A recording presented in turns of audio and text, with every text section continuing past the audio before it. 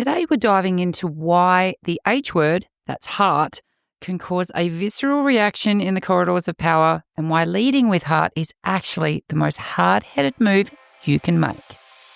Welcome to Reimagining HR with Trina Sunday, the rule-breaking podcast where we challenge our thinking and our current people practices. This podcast is for time-poor HR teams and business leaders who are feeling the burn, lacking laughs, and not feeling the love. I'm Trina, your host, and I'm here to cut through the BS, explore different ways of thinking, and create high-impact HR functions. Because happier, healthier organisations are better for our people and our bottom line. So if you are keen to flip traditional HR on its head, hit the follow or subscribe button so you're the first to know when new episodes drop. I'm here to help and also to shake things up. So let's get started. So picture this. You suggest to your exec team that the secret to better results is putting more heart into HR. Cue the eye rolls, right? It's so epic that you'd think I'd ask them to replace spreadsheets with scented candles or something ridiculous. Like in my mind, I could have sworn he was calling me Fluffy McFluffface for even daring to suggest that empathy belongs in the boardroom. I guess they do call them Happy Meals though, don't they? Good marketing, that. But given the work that I do, it can be really hard to see why the word heart makes execs twitch so much. And it really takes me back to a budget meeting that I had a few years ago, right, when I was an in-house head of HR. And I suggested that we add employee belonging to our KPIs. Pretty standard now, but at the time, it was reacted to very strongly. Like the CFO's eyebrow shot off the top of his head, looked like it was trying to go into the roof or something. And he literally said to me, like, belonging sounds a bit touchy-feely, right, Trina? Because nothing says shareholder value like chronic burnout, right? But anyway. But here's the thing. In all the self-development work that I've done, because the better I am myself, the better I am at what I do, I now realise just how badly we've been conditioned to hide emotions. Like, it's the messy kid at the wedding, right? Keep them quiet and definitely away from the head table. But HR cops it the worst. And if we even mention the F word, feelings that is, you're too fluffy. Stop hugging, start firing people. There's no time for kumbaya, Trina. Sound familiar? Quick sidebar, because I'm a bit curious about language. When it comes to kumbaya, I looked this up because someone had told me that kumbaya was a reference to Noongar culture and our First Peoples in Australia. It is not. Kumbaya started life in the 1920s and it came from African Americans, and it was a spiritual song that literally meant something like come by here. And it was a plea for help from oppressed folks, basically. It's hardly fluffy stuff. And you fast forward to the folk scene in the 50s and the 60s where they mainstreamed it. Somewhere along the line, corporate culture twisted kumbaya into this shorthand for naive, like eyes closed around the campfire type optimism. So when someone sneers and says, there's no time for kumbaya, what they're really saying is, like, keep the oppression on mute. But for me, not on my watch, right? And so in an Australian context, we use it in a negative way when we're talking about reconciliation or coming together. And in general and over recent years, like kumbaya has become a term of derision and having been associated with what's considered naive, unrealistic attitudes of peace and harmony and cooperation, which is exactly the context thrown at me in my budget meeting. Unrealistic and uncooperative at the very idea of bringing heart into our workplaces. But heart doesn't equal soft, and there's hard data that supports that. And even if I look at anecdotal data, right, storytelling from my own work history, it's like if we head to the red dust of the Pilbara, for example, here in Western Australia, I was chatting to a frontline supervisor, his name's Troy, big bloke, even bigger beard, but a heart of gold under his high vis, right? And his team had the lowest turnover on site, like by half. It was like he was smashing it. And I spoke to him about it and I said, what's the secret? And he just shrugged and he's like, I just give us stuff about him, trains. Firstly, only my immediate family calls me Train. And secondly, welcome to the family, Troy. But the research backs Troy up. Like Gallup found that teams that lead with genuine care have 21% higher profitability. And Gallup tracked that with like more than 100,000 business units. And they showed that engagement isn't a warm, fuzzy metric. It's a straight to the bottom line lever. That's a 21% uptake, and it covers mining, retail, you name it. And the references will be in the show notes. But Google's Project Aristotle did a similar thing. Like, they discovered that psychological safety is the single biggest predictor of team performance and innovation. We can forget the awkward, trustful drills that happen at retreats and things, but when people aren't bracing for a career-ending chomp or losing their job, they turn that energy into faster and better outcomes. Like, empathy isn't this squishy marshmallow thing. It's an industrial-grade marshmallow cannon that fires and propels people's performance. Toast those suckers around your kumbaya campfire. But there's a whole heap of micro practices, small things that we can do that show heart if you find yourself hung up on the H word like the rest of Western society seems to be. And a lot of it's compassion in action, right? And you can just simply swap the how are you tracking for what's on your plate today and how can I help? And a people leader that I know did that. Again, this was in mining and resources and fly in, fly out, so FIFO environment. But there was a massive freak storm coming through, and it was through night shift one day. And this team leader essentially texted 9 family members, partners, and basically just sent a simple text saying, Jake's not online at the moment, just sending you a quick message to let you know that he's safe on site. Seems simple, right? And above and beyond, I have people say, as if you can expect us all to do that. But this is the difference, right? Genuine compassion in action, that people leader's choice. But the result of that was retention skyrocketed in that team. And that maintenance crew quoted that back 6 months later as the reason they stayed with that organisation despite competitors coming in and trying to poach everybody at the time. And it's because they gave a damn.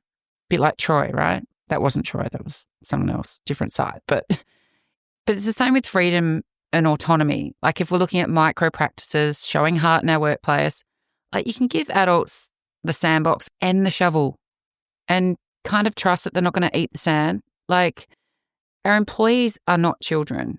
They're adults, right? And so even with another client in aged care, like letting their remote payroll officer, there'd been so much resistance to the remote work arrangements that she had requested. But letting that remote payroll officer choose her hours cut the error rate by 60%. And on-time pays went through the roof. Finance called it witchcraft. I just called it adulting. But it's basically letting people figure out, if it doesn't impact the work, what is the best way of working. Give them the autonomy. Give them the freedom to choose if it's appropriate to do so, if we are measuring outcomes and not timesheets. Because at the end of the day, it's also about curiosity before judgment, right? The way I show up, again, it's hard in the workplace, but it's always kind of, I tend to ask that one more question than is comfortable. But my own fail with this, in terms of where I showed judgment before curiosity and not the other way around, is I had assumed with one of my mining equipment clients just down the road, I'd assumed that a quiet warehouse picker was really disengaged. This warehouse worker didn't really say anything, didn't contribute to conversations, but it turned out in the background that he was coding a cost-saving logistics app, which saved my client big bucks. It was close to 200K, I think it was, 180 or something. And it's one of those really kind of pivotal moments where you're like, okay, yes, good reminder, need to park my assumptions at the door. Another thing around kind of heart work is around connection rituals. So humans are like Wi-Fi devices, really. We drop out without a regular signal, not to try and make us all AI and robots, but we bolted a 5-minute rookie spotlight onto one of our clients' Monday meeting calls, where basically they had new starters share one fun fact and one why I'm here moment. Within 8 weeks, cross-team Slack mentions tripled. And this was a client in Asia that was using Slack a lot more than my Australian-based clients do. But marketing them were able to pinch the idea, and miracle of miracles, sales and everyone else knew who was who without squinting at the org chart. But there was also a huge amount of employer branding content to attract new hires. So that winning ritual really made a difference because we had storytelling. But at the core of all of it is everyone wants to be connected. And so by learning about people and bringing people together, it was able to highlight that. The other thing, and it's a big thing obviously that drives me, is around fairness and equity. Level fields grow better crops. But after the latest WGEA reporting spotlighted a client's gender pay gap, we rolled out, a really transparent salary band tool. And yes, it triggered a really nervous reaction and rumbles from the exec team. But over the last 6 months, pay equity grievances, so complaints about not being paid equitably against peers for the same work, fell about 30%. Legal were cheering, obviously, because no one likes disputes. But payroll were also noticing a less crowded inbox, right? Like people weren't asking so many questions. And the exec team finally looked WGEA compliant. Now, we've still got some ways to go in the fairness stakes, though, right, in terms of lifting that. But if you're wanting to drive fairness and if you're wanting to create equitable organisations, we need to be able to show up with heart in that. And sometimes that means using data, but it's the storytelling of the data that becomes really impactful. So what are your stories of going from fluffy to functional? Because that's where the rubber hits the road, right? Game changers. And we need to be able to sell the heart to people that are, built around spreadsheets. And sometimes that does mean metrics for that and tracking connection via voluntary stay interviews, for example. Like link it to retention and the dollars that we are saving. I'm a massive advocate for stay interviews. There's no point doing an exit interview when people have already left. What's the point? They've gone. Interview people. Figure out what the connection looks like and what's making people stay. Give a damn. Be Troy. And then ritualize it. There's ways of, for example, starting every ops meeting with a people headline. 90 seconds, timer on. And I know a facilities management team that did this. And in sharing and kind of leading with the people stuff, someone flagged a potential strike about 4 weeks before it actually hit. And they were able to talk to people and find out what was happening and see what the feel and the vibes were. And it's really important information. The other thing is around language, and we've got to hack that. We need to replace soft skills with core skills or critical skills on our performance forms and the way we talk about performance and capability in our organisations. And you can watch credibility go up faster than Perth house prices or Australian house prices. And I'd really encourage you to check out Beth and Wynn's cracking work in that space. But a geotech consultancy that I coach, think Rock Doctors in High Views, they introduced a 2-question daily stand-up. And they really shifted it away from the project and across to the people. And it was 2 things, 2 questions: what rocked and who helped you rock? And stress talk, what they're calling burnout complaints, but I think that the term burnout is very overused in my view and in the wrong context. Some people are just tired and need a nap. But anyways, they quote burnout complaints that they halved in 6 weeks. They got some extra points for puns as well, but and the CEO called it a seismic culture shift. Actually thinking about that, I'm not sure why HR is getting the bad rap for language here, given some of the puns that are flying around our organisations for having the audacity to talk about heart. But anyways, you get the gist. But inevitably, through many of my chief people officer and CHRO, chief HRO clients, they ask me, yeah, but what if my CEO hates feelings? Insert sigh here. But my advice for now is to frame it around risk mitigation. I mean, emotional risk is on the ISO 45003. It's on the menu now, mate. And it sits alongside ISO 45001. And it treats burnout like any other workplace hazard. If you ignore it, then you 1 audit away from fame in the wrong newspaper. But if you want some tips to help your CEO actually level up in this space in terms of the heart work, Dr. Kirsten Ferguson's book, Head and Heart, it's a book on modern leadership and the art of modern leadership, is a really good reference. So she argues that the best leaders juggle 8 attributes: 4 from the head, curiosity, wisdom, perspective, capability, and 4 from the heart, humility, self-awareness, courage, and empathy. And the trick isn't picking a side. It's knowing which lever to pull in which moment. Now, the head stuff gets lots of airtime in the C-suite already, right? KPIs, data dashboards, spreadsheets for days. So let's give the heart its due. There are 4 kind of no excuses micro moves that any CEO really can start this week to dial up the heart. And the first one is around the humility bit, right? So these are really short, sharp habits, 90-second habits that CEOs and exec teams can try. But especially for CEOs, if they hate feelings, like if you can't set this from the top and have some emotional intelligence flowing through your organization, then your performance is going to be sorely amiss. And I spoke with Amy Jacobson about this recently in terms of how it's going to thwart any change efforts in your organization. But in the humility stakes, open the next town hall with, here's one decision I'd redo and what I learned. And the bigger the stage, the better. The more exposed the CEO, the better. It signals that it's safe for others to own their mistakes early and surfaces issues before they become really big. The other things around self-awareness. So a habit to try. And this is something I've been trying personally for the last 6 months. I started this in January as my thing for 2025. And it's actually really illuminating. So record a 2-minute voice note after really key meetings. So I do this on my iPhone in voice memo. I come out of a big meeting and I record a 2-minute voice note reflecting on what emotion did I bring into the room and how did it shape the outcome. And then every Friday, I review it. I play that voice memo back to myself. How did my emotions play out this week in the moments that mattered, in the meetings that mattered? And it kind of builds an emotional black box, really. And you can replay that. And I've found it so illuminating because I've spotted patterns and blind spots before my clients do or before my associate consultants do. And so it's a really great tool for self-awareness if you're wanting to, improve your heart work. The other one's around courage.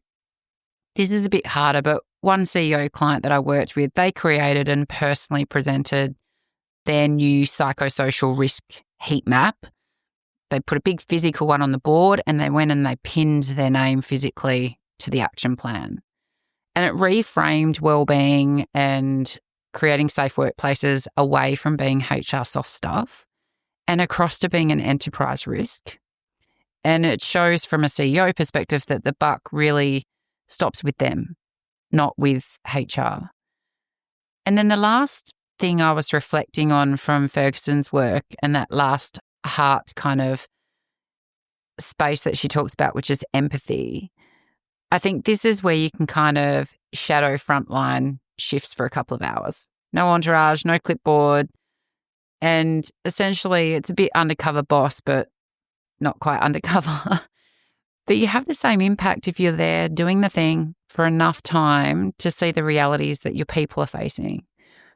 And the power of this is then showing up in whatever your comms platform is, whether that's Telegram or WhatsApp or Slack or whatever you're using through Microsoft. But show up with some reflections on what surprised me and what we will fix to make your work easier. It creates storytelling. And you can create that storytelling and use that and quote it in strategy meetings. And it's going to prove that you're leading from the ground up, that you're relatable. And you can't fake that if you spend enough time on the front line. You'll get eaten alive by people that have zero tolerance for BS. But if you do that for 90 days, you can watch the vibe and the numbers shift. You'll still have all the head you need in terms of all that stuff, but it's now then the heart stuff getting a workout. Is putting a spotlight on that. And as a strategic advisor who works with CEOs, I'm constantly reminding clients that balanced leaders, they stay off the front page and on the innovation scoreboard. And you can't do that without heart. You need heart for innovation. So where does that leave us? Heart's not fluff. It's your firmware. Compassion, autonomy, curiosity, connection, fairness. I mean, they were 5 simple switches that I've talked about to turn HR from hall monitor to value multiplier. But it is about taking the WTF away from the what the fuck, basically, to what the feels. And your emotional intelligence will start going up along with the quality of your relationships and your work outcomes. Being heartfelt isn't feelings talk. Like for me personally, it's about showing up, being genuine, sharp, authentic, and giving a damn, like Troy, right? But often we have this too emotional label that's thrown at HR. Anything to do with people change is seen as fluffy. It's too emotional, it's too emotional. If you're getting a lot of that pushback, you have some really good symptoms of where your culture is not playing in a constructive space. And a lot of the time it's really interesting because the people that are labelled as too emotional are often the people who are the most emotional. I'm looking at you, Musk and Trump, but sure, women are too emotional to lead in the C-suite, right? But it's a certain kind of emotion. It's the quote unquote, the soft side or the soft emotions as opposed to aggression. But when we're throwing our toys out of the cot, when we have emotions that are taking us away from innovation and performance and productivity and doing that thing that we need to be doing to get great results, whether that's for our society and community, whether that's for the people in our organisations, whether that's for our families at home.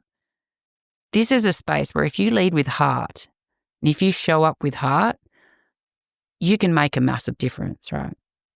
So if you've tried any of these moves in doing your heart work or you've copped the epic eye roll like I have, jump into the comments or DMs because I really want to know what reactions you're seeing.